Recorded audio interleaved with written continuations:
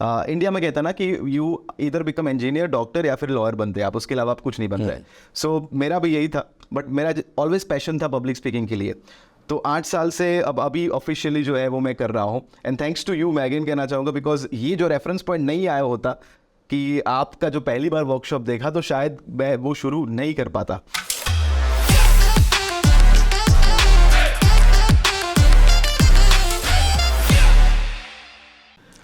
Welcome to the स्नेह Desai show. आज हमारे साथ है नक्षत्र मेवा, एक ऐसे इंसान दोस्तों जो पब्लिक स्पीकिंग कोच है, कम्युनिकेशन कोच है, सोशल मीडिया गुरु है। Nakshatra, welcome to the show.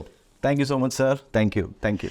नक्षत्र, सबसे पहले तो ये बताइए कि आप पहले से पब्लिक स्पीकर पैदा हुए थे या फिर कुछ हिस्ट्री अलग है, और कहाँ से आप पब्लिक स्पीकिंग के साथ जुड़े, या स्कूल या कॉलेज डेज में आपको क्या पहले से इसमें इंटरेस्ट था? How did it all started?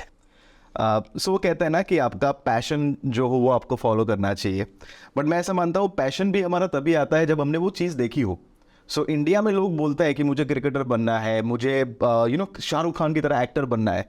तो पहले कभी भी जब मैं छोटा बच्चा था, मेरा भी सपना था कि मुझे सिंगर बनना है। अनु मलिक को आपने देखा होगा इंडियन आइडल में जी। तो मुझे सोचा था कि वो भी मुझे कह रहे हैं कि तुम मुंबई आ सकते हो। सो मेरा इनपुट वही था। लेकिन पहली बार मुझे याद है कि 2009 में मैंने आपका ही प्रोग्राम गांधीनगर में अटेंड किया था। तब पहली बार मुझे पता चला कि पब्लिक स्पीकिंग क्या होता है। और जब वो इनपुट नया आया, नए रेफरेंस पॉइंट आए, उसके बाद थोड़ा स्टडी करना शुरू किया। आपके बहुत सारे वर्कशॉप अटेंड किए मैंने, टोनी रॉबिन्स के बहुत सारे वर्कशॉप अटेंड किए, और वो करते करते करते करते ट्रेनिंग एजुकेशन से फिर मैंने पब्लिक स्पीकिंग की जर्नी शुरू की। और to be honest I was a very शाय।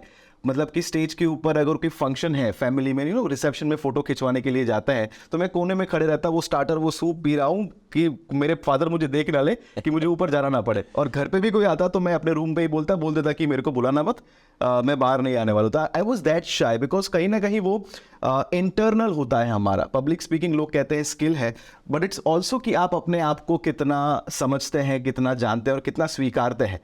सो फिर वो मैंने अपनी जर्नी शुरू की, and then it's a continuous journey. That's wow, that's awesome. वैसे आपने कहा तो मैं अपनी बात को रिलेट कर पा रहा हूँ अपनी ज़िंदगी को इसके साथ, क्योंकि मैं भी एक इंट्रोवर्ट हुआ करता था। वैसे थोड़ा बहुत अभी भी हूँ, लेकिन कहीं ना कहीं वो शाइनेस को मैं ओवरकम कर पाया था with right form of trainings, seminars जो मैंने अटेंड किए। और ज़्यादातर लोग मुझे भी ये क्वेश्चन करते हैं कि सर हमें भी डर लगता है, लोगों के सामने हम बात नहीं कर पाते हैं, या फिर स्टेज तो बड़ी दूर की बात है, अनजान लोगों के सामने भी बात करने में डर लगता है। तो ये स्टेज का फियर कैसे दूर किया जा सकता है, या फिर कैसे स्टेज पर हम कंफर्टेबल हो सकते हैं? सो हम दो ही फियर लेकर पैदा होते हैं। सो हिप्नोसिस में कहा जाता है, क्लिनिकल हिप्नोसिस में, कि एक होता है फियर ऑफ लाउड नॉइजेस, कि जब छोटे बच्चों को आप देखिए, पहली दिवाली होती है, जब इतनी आवाज़ हो रही है, छोटा बच्चा डर जाता है बिकॉज वो उससे यूज टू नहीं। And second is fear of heights. So जब मैंने बंजी जंपिंग किया तब मैंने एक्सपीरियंस कर लिया, और थैंक्स टू यू सर कि आपने उसके लिए मोटिवेट किया। सो जब ये दोनों फियर है, बाकी के सारे फियर जो है वो हमने लर्न किए हैं। राइट। सो अपने आसपास से लोग बोलते हैं ना, जैसे बोर्ड के एग्जाम का एक फियर होता है, बीवी का डर होता है। सो ये सारे डर जो है वो हमारे अंदर डाले गए हैं। सो स्टेज फियर को ओवरकम करने के लिए पहले तो एक माइंडसेट का शिफ्ट, कि हम फियर नहीं बोलेंगे उसको, हम उसको बोल सकते हैं अनसर्टेनिटी। एक अनिश्चितता है कि हमको नहीं पता है। और माइंड के लिए सिंपल है, माइंड के लिए जो नोन है, जो जाना हुआ है, वो जो है वो प्लेजर है, वो अच्छा लगता है उसे। और जो अनजान चीज़ है उससे डर लगता है। सो जब भी आप कोई चीज़ पहली बार करने के लिए जाते हैं तो वो आपके लिए डर लगता है। सो एक स्टैंड अप कॉमेडियन है विटनी कमिंग्स करके, यूएस में, वो कहते हैं कि अगर मुझे किसी को ट्रेन करना है पब्लिक स्पीकिंग के लिए या स्टैंड अप कॉमेडी के लिए, तो मैं उनको कंटेंट के ऊपर फोकस नहीं कराऊंगी। अगर मेरे पास 28 डेज है तो मैं उसे 26 दिन सिर्फ स्टेज पर भेज दूंगी। वाह। और अगर वो कंफर्ट उसका आ जाएगा तो ऑटोमेटिकली स्टेज फियर दूर हो जाएगा। और जो आप अपने प्रोग्राम में कहते हैं कि इट्स ऑल अबाउट कंफर्ट, कि जितना आप स्टेज पर जाते जाएंगे उतना आप बेहतर होंगे। लोग प्रैक्टिस घर पे करते हैं। ये कैसा है कि फुटबॉल मैच में अगर आपकी पेनल्टी आई है, वर्ल्ड कप फाइनल है, उसकी प्रैक्टिस घर पे नहीं हो सकती है। सही। जब जितना फील्ड पर जाएंगे उतना ही ज़्यादा एक्सपीरियंस होगा, और जितना एक्सपीरियंस होगा उतना आपका फियर कम होगा। So the more experience you have the less fear you will feel. फिर ऐसा नहीं है कि डर नहीं लगता है, ऋतिक रोशन ने कहा है ना कि डर सबको लगता है, गला सबका सूखता है। बट जो लोग एक्सपीरियंस्ड है उनको आगे आए कि अब उसको डर को छुपाना कैसे, उसको मैनेज कैसे करना। वाह, बिल्कुल सही कहा, क्योंकि आपने कहा कि बीवी का डर, शादी को कितने भी बरस हो जाए वो डर नहीं जाता। नहीं जाता। बट बिल्कुल सही बात कही आपने, that is matter of practice, कि जितना ज़्यादा हम स्टेज को फेस करते हैं, लोगों को फेस करते हैं, लोगों के सामने आते हैं, उतना मुझे लगता है कि एक कंफर्ट आने लगता है, हमारा जो सेंसिटिविटी है उससे लेकर के वो कम होना शुरू हो जाता है। बिल्कुल। सो आपको कितने बरस हुए अब स्टेज पर काम करते हुए, या फिर कितने लोगों के सामने आपने कभी अपना कोई नॉलेज शेयर किया, सेमिनार्स या वर्कशॉप्स लिए? एंड इसके साथ मैं क्वेश्चन जोड़ना चाहूँगा, were you like this during your college, और आप तब से ये करते थे, या how exactly it started? So अगर आपने पूछा कितने सालों से, तो अप्रॉक्सीमेटली 2014 से मैंने ऑफिशियली शुरू किया था। इंडिया में कहता है ना कि यू इधर बिकम इंजीनियर, डॉक्टर या फिर लॉयर बनते हैं आप, उसके अलावा आप कुछ नहीं बनते हैं। सो मेरा भी यही था, बट मेरा ऑलवेज पैशन था पब्लिक स्पीकिंग के लिए। तो 8 साल से अब अभी ऑफिशियली जो है वो मैं कर रहा हूँ, एंड थैंक्स टू यू मैं अगेन कहना चाहूँगा, बिकॉज ये जो रेफरेंस पॉइंट नहीं आया होता कि आपका जो पहली बार वर्कशॉप देखा, तो शायद मैं वो शुरू नहीं कर पाता। और पहले की अगर बात करें तो मैंने मेरे स्कूल में टीचर्स जो मेरे हैं, जो आज मेरे प्रोग्राम्स कभी कभी अटेंड करते हैं, वो मुझसे पूछते हैं कि नक्षत्र तुम वही हो या कुछ चिप पे चेंज किया है, कुछ सॉफ्टवेयर अपग्रेड किया आपने? Because they can't believe, because मेरे एक टीचर थे स्कूल में, मुमताज़ टीचर करके, वो मुझे फोर्स करते कि तुम जाओ, स्टेज पर जाओ, कुछ एक्टिंग करो, सिंगिंग करो, बट मैं उस वक्त नहीं करता था। So I was not like this, and it's all because of, मैं ऐसा मानता हूँ कि आपके आसपास जैसे लोग रहते हैं, जैसे बुक्स आप पढ़ते हैं, मैंने बहुत सारे बुक्स पढ़ी, एकेडमिक्स की बुक्स पढ़ के मुझे बहुत सोना आता था, लेकिन उसके बाद सेल्फ डेवलपमेंट की जब मैंने बुक्स पढ़ना शुरू की, पब्लिक स्पीकिंग के ऊपर, कम्युनिकेशन के ऊपर, उसके बाद मैं नहीं रुका। सो कंटिन्यूस लर्निंग जब मैंने किया, जो एंथनी रॉबिन्स कहते हैं CANI, continuous and never ending learning, कौन आई, never ending improvement. So that is what I did, और उसके बाद the sky is the limit. क्या बात है, ये मुझे बहुत इंटरेस्टिंग लगा जो आपने शेयर किया, कि एक तो सेमिनार से सीखना, ट्रेनिंग लेना, और किताबें पढ़ना, constant never ending learning. This is a great point, क्योंकि ये मेरे साथ भी हो चुका है। I been attending seminars, workshops for now so many years, और शायद 2000 से ज़्यादा किताबें मैंने अपनी ज़िंदगी में पढ़ी है, और वही है जो हमें बनाता है आज हम जो है। That's I also personally believe, और मैं आज भी रीड करना पसंद करता हूँ, सेमिनार्स अटेंड करना पसंद करता हूँ। नक्षत्र, मैं ये जानना चाहूँगा आपसे कि जब हम पब्लिक स्पीकिंग ये वर्ड सुनते हैं, तो ऐसा लगता है कि ये ट्रेनर बनने के लिए, कोच बनने के लिए, या कोई नेता बनने के लिए पब्लिक स्पीकिंग आपको आना चाहिए, कि आप स्टेज पर आए और लोगों के सामने कुछ प्रेजेंट कर सकें। क्या ये सिर्फ इन लोगों के लिए है, या फिर एक नॉर्मल इंसान जो जॉब कर रहा है, कोई बिजनेसमैन है, कोई प्रोफेशनल है, या कोई सेल्फ एम्प्लॉयड है, उनके लिए भी ये यूज़फुल हो सकता है? या इवन मैं कहूँ कि जो आज स्टूडेंट्स हैं जो पढ़ाई कर रहे हैं, क्या उन्हें भी पब्लिक स्पीकिंग सीखना चाहिए? ये आपने बहुत अच्छी बात की। मैं मेरे प्रोग्राम जो है पब्लिक स्पीकिंग गुरु, उसमें कहता हूँ कि public speaking is not just कि आप स्टेज के ऊपर आकर प्रेजेंटेशन और आपके सामने लाखों लोग हैं। पब्लिक स्पीकिंग ये है कि आप अपने स्कूल में या कॉलेज में वाइवा दे रहे हैं, तो वो भी पब्लिक स्पीकिंग है, बिकॉज लोगों को आता है बोलना, बट जब वो सिचुएशन आ जाती है वो बोल नहीं पाता है। पब्लिक स्पीकिंग अपना रेस्टोरेंट में क्या ऑर्डर देना, कैसे देना, वो भी पब्लिक स्पीकिंग है। पब्लिक स्पीकिंग का मतलब ये भी है कि अगर आप कहीं पर बाल कटाने के लिए गए हैं, तो वहां पर कैसे बाल काटे आपके, वो बोलना, वो भी एक पब्लिक स्पीकिंग है। और आजकल शार्क टैंक बहुत फेमस है। So if you are in business, अगर आप एम्प्लॉय हैं, हर जगह पर पब्लिक स्पीकिंग है, क्योंकि public speaking it's not just about कि स्टेज पर है। अगर एक से ज्यादा लोग हैं आपके सामने, दैट मीन वो एक पब्लिक स्पीकिंग आप कर रहे हैं, और वो हर जगह पर हो रहा है। यहाँ पर भी पब्लिक स्पीकिंग है, आपके ऑफिस में भी हो रहा है, टीम मीटिंग हो रही है, कहाँ पर घूमने जाना है, गोवा जाना है या आपको माथेरान जाना है, लोनावाला जाना है, वो भी पब्लिक स्पीकिंग है। सो एवरीवेयर जो आपको लड़की पसंद है उसके साथ बात कर पाना, वो भी एक पब्लिक स्पीकिंग है। रिश्ता लेकर जाता है आप, पूरी फैमिली को मनाना, तो वो भी एक पब्लिक स्पीकिंग है। सो हर जगह पर मैं कहता हूँ इट्स लाइक एक समंदर में जो मछली होती है, अगर वो तैरना नहीं सीखेगी तो वो सर्वाइव नहीं कर सकती है। सिमिलरली हम लोगों से घिरे हुए हैं, तो अगर हम पब्लिक स्पीकिंग नहीं सीखेंगे तो हम सर्वाइव नहीं कर पाएंगे। क्या बात है, ये बिल्कुल सही बात आपने बताई कि ऑफिस में भी अपनी टीम से बात करना पब्लिक स्पीकिंग है, या अपने दोस्तों के साथ क्रिकेट खेल रहे हैं, यस, तो उसमें भी मैं आउट हूँ या नॉट आउट हूँ, वो भी एक पब्लिक स्पीकिंग है। यस, सही है। सो पब्लिक स्पीकिंग को लेकर लोग ये मानते हैं कि it is a complicated process, कि भी यार स्टेज पे आके कितना सब कुछ करना होता है। तो अगर आप बता सके 2 या 3 ऐसे टिप्स कि स्टेज पे आके आपको किन चीज़ों का ख्याल रखना चाहिए, तो ओवरऑल आपका प्रेजेंटेशन काफ़ी एनहांस हो जाएगा। राइट। सो इसमें अमिताभ बच्चन जी ने बहुत अच्छी बात कही थी। शाहरुख खान ने उनसे पूछा था ये सेम सवाल कि स्टेज पर जाने से पहले आप किस चीज़ का ख्याल रखता है। तो उन्होंने बहुत ही सीरियस फेस बनाकर कहा कि स्टेज पर जाने से पहले मैं यही चेक करता हूँ कि मेरी जिप जो है वो बंद है कि नहीं है। सो वो कहना ये चाहते हैं, फर्स्ट स्टेप जो आपने कहा, फर्स्ट स्टेप इज़ प्रिपरेशन, कि अपने कंटेंट का प्रिपरेशन और आपकी ऑडियंस का प्रिपरेशन, कि आपकी ऑडियंस कौन है, आप किसके साथ बात कर रहे हैं। तो आप जितना प्रिपेयर्ड होंगे उतना आपका स्पीच अच्छा जाएगा। ये सिमिलर टू एग्जाम है कि अगर आपने प्रिपेयर नहीं किया है तो आपकी स्पीच अच्छी नहीं होने वाली, इट्स नॉट पॉसिबल। और टिम फरीज बहुत अच्छी बात बोलता है कि you don't rise to the level of your expectation, कि आपकी अपेक्षा क्या है वहां पर आप नहीं पहुंचेंगे, but you fall to the level of your training, कि आपने कितनी ट्रेनिंग ली है, कितनी प्रिपरेशन की है, उसके ऊपर आता है। तो first thing is preparation. Second चीज जो आती है वो है कि how you start your speech. So आपकी एनर्जी बहुत मैटर करती है। आपने कई बार देखा होगा स्कूल में, कॉलेज में होता है, तो कोई स्पीकर आता है और कहता है good morning, I am so happy to be here, और आधे लोग तो वहाँ पर सो जाता है बिकॉज वो एनर्जी उनके साथ उनके अंदर नहीं है। एंड तीसरी चीज़ वो होती है वो है कनेक्टिंग विद द ऑडियंस, कि अगर लोग, आज मैं ऐसा मानता हूँ कि people are very very very very intelligent, वो आपको देख कर पता चल जाता है कि इनका इंटेंशन क्या है। सो जब भी आप लोगों के सामने आता है, if your intention is clear कि मैं लोगों की हेल्प करना चाहता हूँ, उनकी मदद करना चाहता हूँ, ना कि मैं कुछ सेल करना चाहता हूँ या उनको कुछ वो कहते हैं ना कि उनको मेरे विचार देना चाहता हूँ, नो, आप जस्ट उनकी वैल्यू एडिशन करने के लिए जाता है। So if your intention is clear, वो आंखों में दिख जाता है और वो लोगों को कनेक्ट कर पाता है। इसलिए कहते हैं ना कि आपका प्रेजेंटेशन कितना भी अच्छा क्यों ना हो, वो जो है वो हमेशा आपका इंटेंशन देखता है। And your intention is clear, तो लोगों के हार्ट से हार्ट जो है, फिर आप गलती भी करोगे ना, लोग बोलेंगे ठीक है यार, ये इंसान है, ये अच्छा इंसान है। Right. So preparation, energy and connecting with the audience, I think this 3 are the most powerful tool जो आप अपना सकते हैं।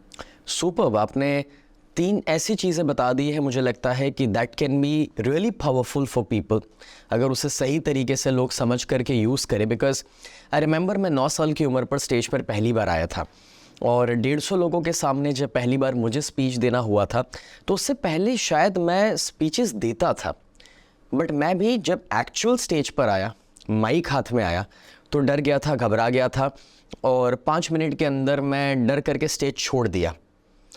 तो तब मेरे फादर ने मुझे काउंसल किया कि भाई क्या हुआ, व्हाट्स योर प्रॉब्लम। मैंने कहा इतने लोगों के सामने मैं कैसे बात करूं। एंड ही वाज लाइक कि तुम ये स्पीच पहले भी दे चुके हो, तो 5 लोगों के सामने 200 या 200 क्या फ़र्क पड़ जाता है। तो मैंने कहा लेकिन मैं भूल जाऊंगा, तो this was my big fear कि मैं भूल गया और मैंने कोई गलती कर दी। तो आपने बहुत अच्छी चीज़ बताई कि आपका इंटेंशन अच्छा होना चाहिए, and that's what my father counselled me and explained me कि भाई तुम्हें जितना याद है तुम बोलो, क्योंकि लोगों के लिए सब कुछ नया है। तो अगर तुम भूल भी गए तो कोई फ़र्क नहीं पड़ेगा, अगर इरादा अच्छा है, तुम एक्चुअली कुछ अच्छा देना चाहते हो ऑडियंस को, तो लोग माफ़ कर देंगे, लोग वो चीज़ पर फोकस नहीं करेंगे। Right. And when you try to be over smart, या वो कहते हैं ना स्वैग करने की आप कोशिश करते हैं, और जो आप नहीं है वो बनने की कोशिश करते हैं, it doesn't work well. True. इसलिए जब मैं भी वीडियोस बनाता हूँ तो कभी कभार लोग मुझे इसी तरह से नॉर्मल टी शर्ट्स में पाते हैं, या फिर इवन मैं कहीं ट्रैवल कर रहा हूँ और जो भी हम खा पी रहे हैं, we are just recording out of that जो माहौल में है। ज़रूरी नहीं है that we have all the best clothing, या हम ग्रूम्ड बैठे हुए हैं, या फिर best of the best cameras हैं हमारे साथ। ऐसा कभी नहीं होता। जब मेरे कोचेस ट्रेनर्स मुझसे पूछते हैं कि सर तो ये पॉडकास्ट या यूट्यूब चैनल चालू करने के लिए तो हमें कोई कैमरास खरीदने पड़ेंगे ना, एंड आई एम लाइक नहीं, if you have a mobile phone which is more than 20-25,000, तो आप वहाँ से भी शुरुआत कर लीजिए। Just be natural, just be raw. Yes, ये मुझे लगता है कि आज ये सबसे बड़ा पॉइंट है। बिल्कुल। बट हाँ, रॉ का मतलब ये भी नहीं है कि बनियान और चड्डी पहन के आ जाओ। राइट। तो आपने ये जो 3 टिप्स दिए, आज लोग शॉर्टकट्स खोजते हैं, तो मैं वो एक शॉर्टकट वाला क्वेश्चन पूछना चाहता हूँ कि फास्टेस्ट तरीका क्या होगा पब्लिक स्पीकर बनने का या पब्लिक स्पीकिंग सीखने का? Monkey C monkey do. So fastest तरीका है कि कैसे आप अपने आसपास एनवायरनमेंट में ऐसे लोग रख सकते हैं, वो ऑनलाइन ऑफलाइन दोनों हो सकते हैं। बिकॉज जब मैंने शुरू किया था तब उतना ऑनलाइन नहीं था। तो पहले चूज कर लीजिए कि कौन से ऐसे स्पीकर्स हैं जो आपको पसंद है। तो make a list of 5, 6, 10 people जो भी आपके लिस्ट में आते हैं। अब उनकी लाइफ के बारे में पढ़ना शुरू कीजिए, उनकी स्पीचेस को देखना शुरू कीजिए, वो किस तरीके से बात करते हैं वो सोचिए। अब उन्होंने क्या पढ़ा था वो आप देखना शुरू कीजिए कि क्या वो पढ़कर किस तरीके से वो बात कर पा रहे हैं। एंड बिलीव मी, अगर आप रीडिंग नहीं करते हैं तो आप अच्छे स्पीकर नहीं बन सकते हैं। सो मेरे एक कमेंटर थे, उन्होंने मुझसे बहुत अच्छा कहा था। मैं जब मैंने उनसे पूछा कि आप इतना अच्छा और लंबा कैसे बोल पाते हैं, तब उन्होंने कहा था कि शब्द बोलने के लिए, लफ्ज़ बोलने के लिए जहन में किताबों का महल चाहिए। एंड that was like कि a light bulb moment. I realized कि नहीं, रीडिंग बहुत इंपॉर्टेंट है। तो अपने आसपास एनवायरनमेंट, फेसबुक है, इंस्टाग्राम है, उसको रिप्लेस कर दीजिए किंडल के द्वारा।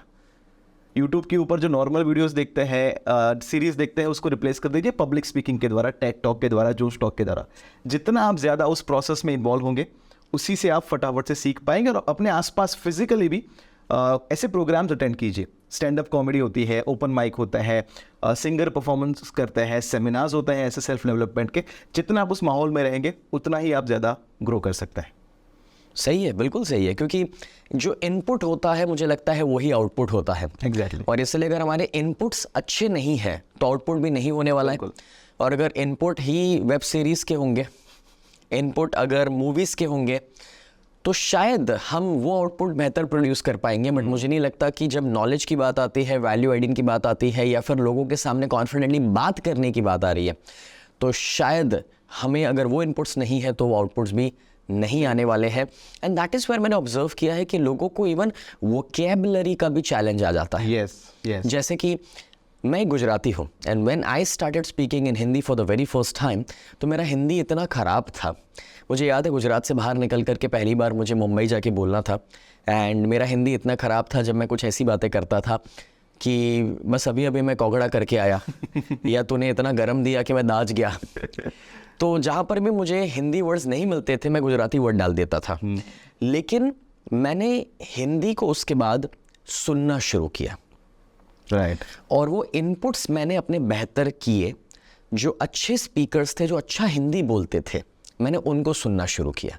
And that input help me कि मैं बेहतर लैंग्वेज पे ऊपर पकड़ पा सका। और आज जब मैं हिंदी बोलता हूँ, अगर मैं ना बताऊँ कि मैं गुजराती हूँ, तो बहुत कम लोग ये जान पाते हैं कि भाई मैं गुजराती होकर के हिंदी बोल रहा हूँ। अदरवाइज हम गुजराती लोग जब कभी भी हिंदी बोलते हैं तो पता चली जाता है कि गुजराती और हिंदी बोल रहे हैं। जो एक मूवी आई थी जब हैरी मेट सेजल करके, तो उसमें एक so not every Gujarati speaks like this. हम लोग आई एम ऑल्सो गुजराती, और जो आपने कहा बहुत सच है। मेरे भी 3 दोस्त हैं, वासु, मणिकंठ और विकास। ये तीनों को मैं क्रेडिट देना चाहूँगा बिकॉज वो तीनों दोस्त नॉन गुजराती थे। अच्छा। तो मैं उनके आसपास रहा, इंग्लिश बोलना शुरू किया, हिंदी बोलना शुरू किया, और उन लोगों ने मुझे वेब सीरीज कुछ रेकमेंड की जो इंग्लिश और हिंदी में थी, कि जिससे मेरा वोकैबुलरी अच्छा हो। So if you want to become a better writer, तो आप रीडिंग के ऊपर फोकस कीजिए। Yes. And if you want to become a better speaker, आप लिसनिंग के ऊपर एंड वॉचिंग के ऊपर फोकस कीजिए। क्या बात है, लिसनिंग, वॉचिंग एंड साथ ही साथ स्पीकिंग की प्रैक्टिस। यस। क्योंकि मुझे चैलेंज था कि मैं कैसे स्टेज पर आके इंग्लिश में बोलूँ। मेरी इंग्लिश की पढ़ाई लिखाई हुई है, मगर जब आपको बोलने की प्रैक्टिस ना हो, जो हमारी स्कूल में कभी हमें नहीं मिली थी। हम लोग इंग्लिश मीडियम स्कूल में थे, मगर वो वैसी वाली इंग्लिश मीडियम स्कूल नहीं थी जहाँ पर सभी मिलकर के इंग्लिश में बातें करते हैं। मतलब टीचर्स के साथ भी हम गुजराती में बात कर रहे हैं। सो बिकॉज ऑफ दैट मैंने ऑब्जर्व किया कि अगर आप कोई भी नई लैंग्वेज के ऊपर कमांड चाहते हैं और ख़ास करके स्टेज पर चाहते हैं, तो उसे अपनी रियल लाइफ में प्रैक्टिस कीजिए। बिल्कुल, रियल लाइफ में उसे यूज़ कीजिए। अपने फैमिली के साथ हो सकता है, ऑफिस में हो सकता है, दोस्तों के साथ हो सकता है। एंड वो स्पीकिंग की प्रैक्टिस आपको स्टेज के ऊपर हेल्प करने वाली है। बिल्कुल, जो आपने कहा इट्स वेरी ट्रू कि अगर आप रियल लाइफ में अच्छे स्पीकर नहीं बनते हैं तो स्टेज पर वो परफॉर्मेंस लगेगा। मैं चाहता हूँ कि आप हो सके उतना मैक्सिमम आप रियल लाइफ में भी ऐसा ही बोले कि जहाँ पर लोग शुरुआत में लोग बोलेंगे, अरे क्या क्या बोल रहा है, ऐसे क्यों बोल रहा है। जब मैं कहता हूँ कि ऐसे बैठिए, अपना टोन को थोड़ा चेंज कीजिए, शुरुआत में रेजिस्टेंस आएगा बिकॉज आपके दोस्तों को आदत है सालों की कि इस तरीके से ही बात करता है। So try to speak as better as possible in your real life, कि जिससे आप स्टेज पर जाएंगे तो वो एक्टिव नहीं होगा, वो आपके लिए एक नेचुरल प्रोसेस हो जाता है। राइट। इसलिए कहा जाता है the way you do anything is the way you do Everything. Everything. Yes. सो आप ऑफ स्टेज जैसे बिहेव करेंगे, आपके जेस्चर्स जैसे होंगे, लैंग्वेज जैसी होगी, वर्ड्स का इस्तेमाल जो आप करेंगे, या चेहरे पर आपकी जो स्माइल है, वो सब कुछ धीरे धीरे स्टेज पर आने वाला है, या स्टेज ना सही लोगों के सामने, Yes. चाहे वो आपकी टीम ट्रेनिंग ही क्यों ना हो या फैमिली मीट ही क्यों ना हो। Yes. नक्षत्रा, स्टेज पर आकर के आपको क्या लगता है कौन सी एक कॉमन गलतियां जो लोग करते हैं, जो वैसे कॉमन है बट अननोटिस्ड चली जाती है, और हमारी ऑडियंस को ये बताइए कि वो गलतियां शायद वो भी कर रहे होंगे जो उन्हें ना पता हो, और जो है वैसे बहुत छोटी बट रिजल्ट बहुत बड़ा देती है कि यार ऐसा तो नहीं होना चाहिए। राइट। सो सबसे पहली गलती लोग जो करता है, वो जो शुरुआत में माइक हाथ में आता है ना, तो वो माइक के अंदर इस तरीके से शुरुआत करता है। So make sure before you come on stage, समझ नहीं आया कि माइक टेस्ट हो रहा था कि खुद का गला टेस्ट हो रहा था। माइक चालू कर रहे हैं अपना, वो चालू करता है ना। So never do this thing, because mic एक बहुत ही पावरफुल टूल है। So before you come on stage warm up कर लीजिए अपने गले को। सो मे बी आप थोड़ा ओम का चैंटिंग कर सकते हैं, लोगों से बात कर सकते हैं। मेक श्योर कि आपका गला थोड़ा प्रॉपर पोजिशन में है। सेकेंड, लोग जो गलती करते हैं वो ये है कि वो नोट में से पढ़ते हैं, यानी कि आए पोडियम के पीछे छुप गए और नोट में से पढ़ रहे हैं। आप कभी अगर नोट में से पढ़ रहे हैं तो आप ऑडियंस के साथ कनेक्ट नहीं कर पाता है। सो कम आउट, उसके बाहर निकले, लोगों से बात कीजिए।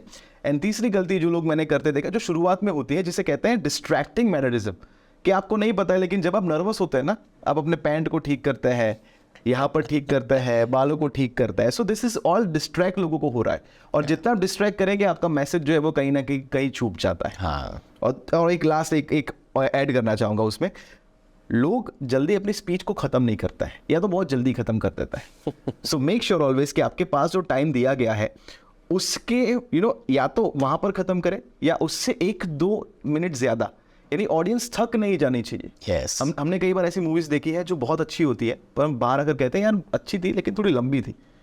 We want to make sure कि ऐसी मूवी हो कि जो टाइम पर ख़त्म हो, जिससे लोग चाहे कि यार इसका पार्ट 2 आए तो और मज़ा आएगा। वाह, मुझे इससे याद आ गया, जब कपिल शर्मा अच्छे अच्छे सेलिब्रिटीज़ का कोई इंटरव्यू लेते हैं, बातें करते हैं, तो दृश्यम 2 की जब टीम आई हुई थी और उसमें एक छोटी सी बेटी का रोल जिन्होंने प्ले किया था, तो जब सबसे बातें करते हुए कपिल उनकी ओर आए और कहते हैं कि कैसी हो, एंड शी इज़ लाइक मैं ठीक हूँ, and there is a pause, और कपिल कहते हैं बस इतना ही बोलना है। सो इनडायरेक्टली वो कहना चाह रहे हैं कि इतने बड़े प्लेटफॉर्म के ऊपर मैं पहली बार आपके ऊपर आ रहा हूँ, तो आप कुछ ऐड करो, कुछ और बोलो, तो वो एकदम छोटा हो जाए, उसका मतलब नहीं है। और कभी ऐसा ना हो जाए कि भाई जो होस्ट है उसी को बोलने का मौका ना मिले। यस, सही है, क्योंकि this is one of the common experiences जो मिलता है कि स्टेज पर आकर के लोग कभी कभार इतना लंबा खींचते हैं, जो सवाल पूछा गया है उसका जवाब भी इतना लंबा हो जाता है कि लोगों के लिए वो बोरिंग हो जाता है। पीपल आर लाइक कि अब क्या, व्हाट नेक्स्ट। Yes, yes. और आपने ये पॉइंट भी बहुत अच्छा बताया कि भाई नोट्स को पढ़ना नहीं है, क्योंकि वो डिस्कनेक्टिविटी फील होता है। लाइक जैसे मैं अपने पॉडकास्ट में भी क्वेश्चंस ज़रूर कुछ कुछ सोच करके आता हूँ कि भाई मेरे सामने जो आज आने वाले हैं हमारे गेस्ट, तो उनका बैकग्राउंड क्या है, वो क्या कर चुके हैं, उनकी एक्सपर्टीज़ क्या है, उनकी स्ट्रेंथ क्या है, उसके मुताबिक। बट देन यहाँ आकर के I am not reading out those questions. I try कि भी जो आप हमें बता रहे हैं उसमें से कुछ नई बातें हो सके। यस। एंड ये सही तरीका होता है स्टेज पर भी या लोगों के सामने। सो कहते हैं ना कि just be spontaneous, follow your heart. Yes. ये मुझे लगता है कि काफ़ी हेल्पफुल हो जाएगा। तो आपने बातों बातों में कहा दैट आपने हिप्नोथेरेपी में कुछ सीखा था जी। अब वो वर्ड मेरे दिमाग में बैठा हुआ है इसीलिए क्योंकि ये वर्ड आम लोगों के लिए थोड़ा सा डरावना भी है या मिसकंसेप्शन से भरा हुआ है। राइट। तो ये हिप्नोथेरेपी क्या होता है, और मैं ये जानना चाहूँगा कि क्या हिप्नोथेरेपी की कोई ऐसी टेक्निक है जो लोगों को हेल्प कर सकती है एक अच्छा पब्लिक स्पीकर बनने के लिए या अच्छा कम्युनिकेटर बनने के लिए? परफेक्ट। सो जो मैंने सीखा वो था क्लिनिकल हिप्नोसिस, और उसमें एक चीज़ कही जाती है कि आज हम जो भी है वो हमारे पास्ट एक्सपीरियंस की वजह से है। सो अगर stage fear, let's talk about stage fear, कि अगर आपको कहीं पास्ट में बचपन में एक आध एक्सपीरियंस ऐसा हो गया कि जहाँ पर आप स्टेज पर बोलने के लिए गए और आप नहीं बोल पाए, और आपको एक एम्बेरेसिंग एक्सपीरियंस हो गया, तो actually it is stored in your mind and in your body both. तो उसको जब तक हम उसको डील नहीं करेंगे तब तक क्या होगा, नेक्स्ट टाइम जितने भी आप स्टेज पर जाएंगे वही एक्सपीरियंस रिपीट होने वाला है। इट्स सिमिलर कि जब किसी का ब्रेकअप हो जाता है, अब उसको हर लड़के में ही दिखता है कि ये मेरा दिल तोड़कर जाएगी। So that's how you function. हमारा माइंड एक चीज को लेकर उसे जनरलाइज कर देता है Yes. कि एक बार हुआ है तो हर बार होगा। सो मैंने क्या किया, जब मुझे भी याद, जब मैं पहली बार स्टेज पर गया, हमारे स्कूल में इलोक्यूशन कंपटीशन था, जिसे गुजराती में कहते हैं वक्तृत्व स्पर्धा। और जब वहाँ पर गए, बहुत अच्छा प्रिपेयर करके गए। मेरे आगे जिसका नंबर था वो था अनुजा करके, जो हमारे क्लास में थे। तो वो गए, बहुत अच्छा स्पीच दिया। और आप जानते हैं कि जब आपके पहले कोई जाए और अच्छा स्पीच देकर है तो आपकी क्या हालत होती है। तो और नर्वस हो गया, आपका स्टैंडर्ड फिर रेस करना पड़ता है। ऑलरेडी कुछ आता नहीं है उसके ऊपर अपने पहले एक और गए जो अच्छा बोलकर आए।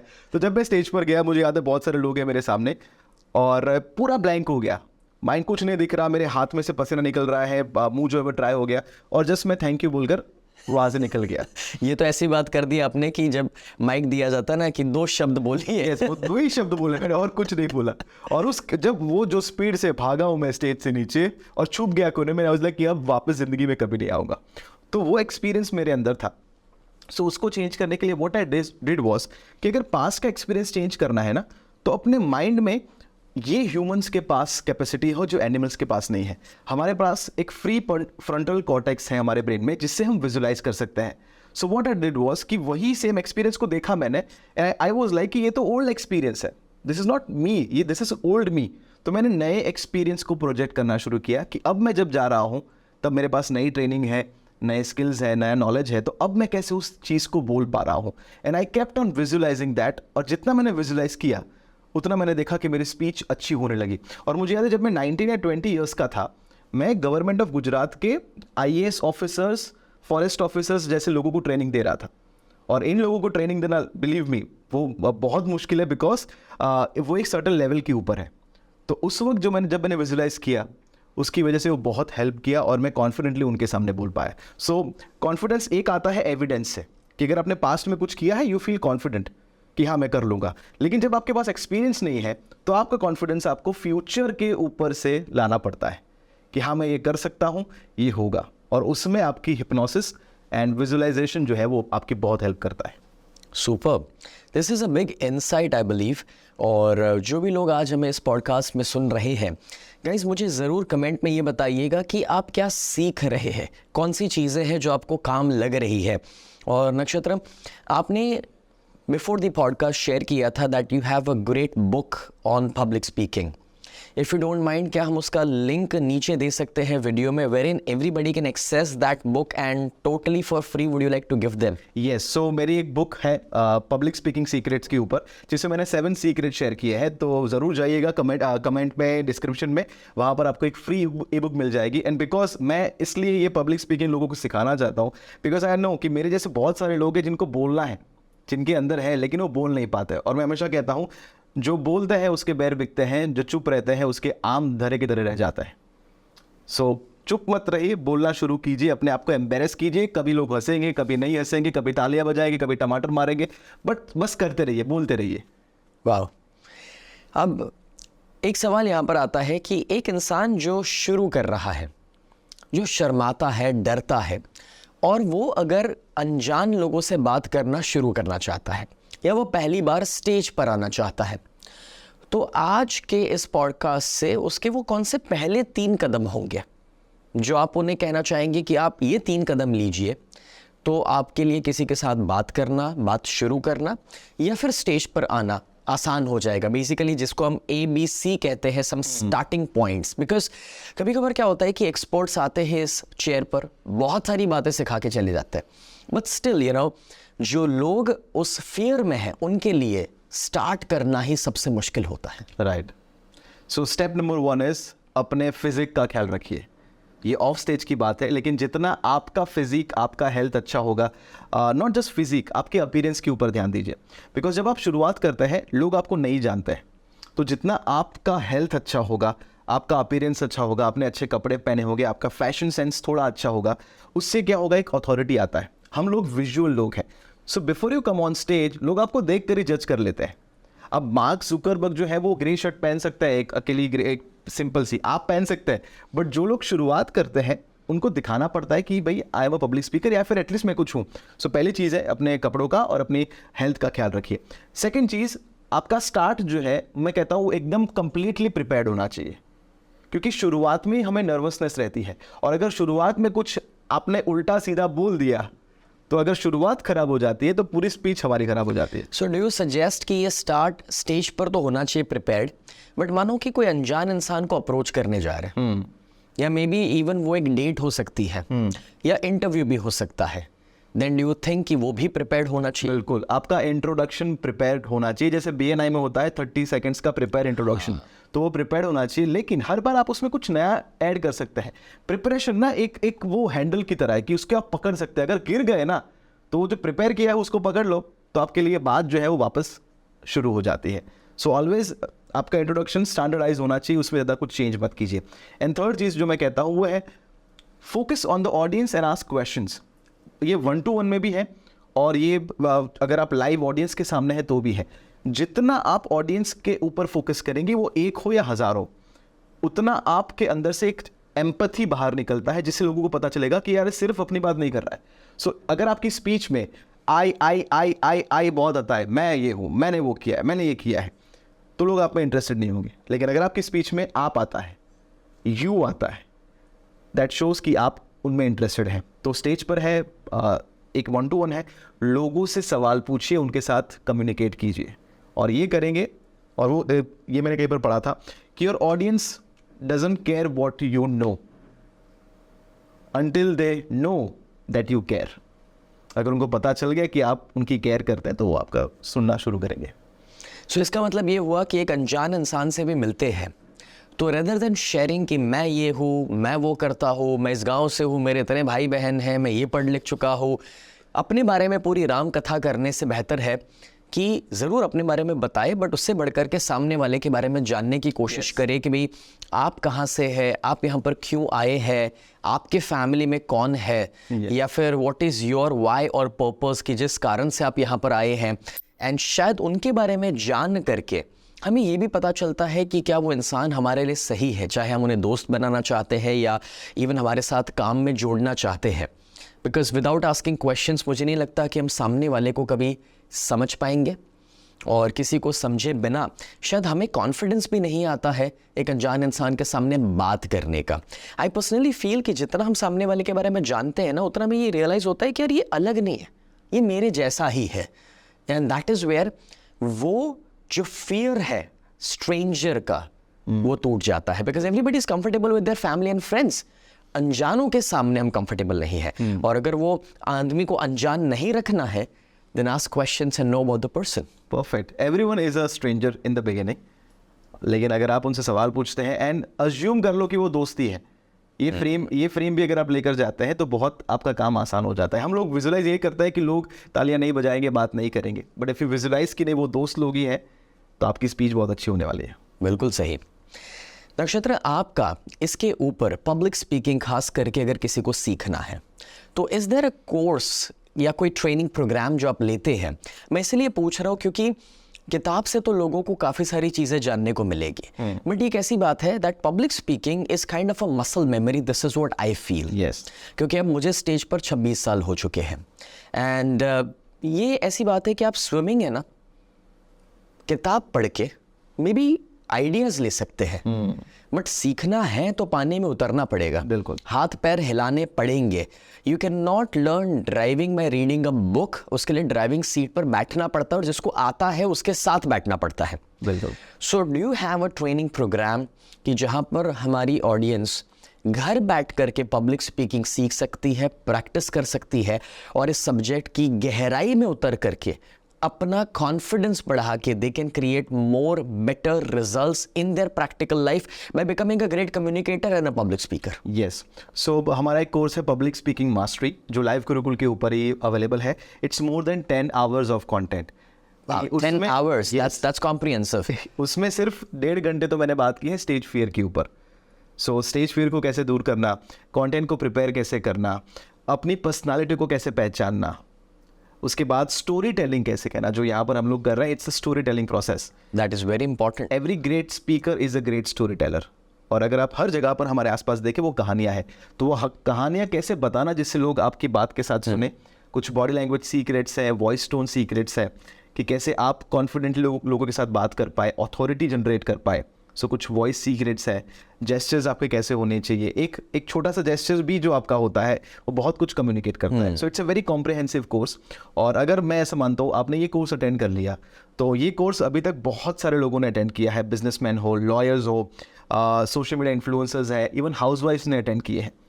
सो उसकी लिंक हम लोग डाल देंगे डिस्क्रिप्शन में, जिससे लोग देख पाएंगे अलग अलग वॉक्स ऑफ लाइफ से लोगों ने अटेंड किया है। और ये ऐसे लोग हैं, कुछ लोग स्टूडेंट्स भी हैं जिन्होंने अटेंड किया है। सो डजेंट मैटर आपका लेवल क्या है, आप जीरो के ऊपर है, आप सोचते हैं कि आप यहाँ पर है या फिर on the top of the world है आप, this course will definitely help each and every one. और ये मेरा सालों का एक्सपीरियंस है, नॉलेज है, जो मैंने इस एक कोर्स में जो है वो इकट्ठा किया हुआ है। मुझे लगता है पब्लिक स्पीकिंग जब लोग सीखते हैं, it increases there confidence, self esteem. Yes. और चाहे जॉब, बिजनेस, प्रोफेशन, कहीं पर भी अगर ज़्यादा पैसा कमाना है तो बोलने की कला होना बहुत ज़रूरी है। मैंने अपनी ज़िंदगी में सबसे ज़्यादा पैसा इस काबिलियत की वजह से बनाया है कि मैं मुझे बोलना आता है। ये स्किल मुझे लगता है एक हाई इनकम स्किल है। यस। और हम जानते हैं कि डिग्री के दम पर पैसा नहीं बनता है, काबिलियत के दम पर पैसा बनता है। And this was my purpose कि आज के पॉडकास्ट में हमने आपको इनवाइट किया because you being a public speaking coach and an expert, और आप जब हज़ारों लोगों को पब्लिक स्पीकिंग सिखा चुके हैं, तो मैंने तो शायद जाने अनजाने में सीख लिया है, क्योंकि मैं बहुत छोटा था तब ये सारे एक्सपीरियंसेस मुझे मिल गए। बट एक ऑडियंस, मुझे लगता है सर्टन एज के बाद सीखना और कॉम्प्लिकेटेड हो जाता है। मैं तो कम उम्र पे सीख लिया तो मेरे स्वभाव में आ गया, लेकिन आज कोई 20 साल की उम्र पे सीखना चाहता है या कोई 50 साल की उम्र पे, तो रेजिस्टेंस ज़्यादा होता है, फियर ज़्यादा होते हैं। सो आई पर्सनली फील कि आपने जो बातें बताई उसके मुताबिक कि आपके कोर्स को अटेंड करने के बाद दिल get all those practical tools, strategies, ideas, कि जिसको इम्प्लीमेंट करके वो फटाफट से एक अच्छे पब्लिक स्पीकर बन सकते हैं। They can basically increase their confidence to the next level. और मेरा मानना है पैसा कमाने के लिए भी कॉन्फिडेंस चाहिए, इंटरव्यू क्रैक करने के लिए भी कॉन्फिडेंस चाहिए, रिलेशनशिप में भी किसी को दोस्त बनाने के लिए भी कॉन्फिडेंस चाहिए, because everything starts from here. I mean a mind expert और psychologist for so many years, इसलिए मुझे पता है कि बाहर की दुनिया में कोई भी रिजल्ट प्रोड्यूस करने के लिए पहले यहाँ पर एक कॉन्फिडेंस, पॉजिटिविटी या बिलीफ की ज़रूरत पड़ती है, तभी जा करके आप बाहर की दुनिया में रिजल्ट्स प्रोड्यूस कर सकते हैं। बिल्कुल। सो मुझे ज़रूर ये भरोसा है कि आपके पब्लिक स्पीकिंग के कोर्स के द्वारा so many people would be benefited. And I would request कि इस कोर्स को ज़रूर आप एक्सपीरियंस करें। नीचे डिस्क्रिप्शन के अंदर आपको इसका लिंक मिल जाएगा, and that would be a specially discounted link, क्योंकि आप हमारे पॉडकास्ट को देख रहे हैं और इससे लिए एक एक्सक्लूसिव प्राइस के ऊपर वो मिलेगा, और आप घर बैठ करके अपने फ़ोन, लैपटॉप या कंप्यूटर के ऊपर उसे अटेंड कर पाएंगे। सो नक्षत्र, आपने आज जो बातें हमारे साथ शेयर करी है, I personally feel that is gonna add lot of value to our audience. And दोस्तों, अगर आपको आज का शो अच्छा लगा है देन मेक श्योर कि आप वो सब्सक्राइब बटन को हिट कर रहे हैं, हमें फॉलो कर रहे हैं। रीज़न सिंपल है कि आप अगर कंटिन्यूअस लेवल पर ऐसे अमेजिंग लर्निंग्स चाहते हैं तो हमारे साथ बने रहे, जुड़े रहे, और मुझे कमेंट में ये भी बताइए कि आज आपने क्या सीखा, और आप आगे अगर इस सब्जेक्ट के अंदर कुछ और भी नया सीखना पसंद करेंगे। मैंने नक्षत्र ये भी सुना है आपके बारे में कि you are also public speaking के साथ साथ, कम्युनिकेशन के साथ साथ a social media guru. Yes. तो हमें ये भी बताइए, ये सोशल मीडिया गुरु क्या होता है?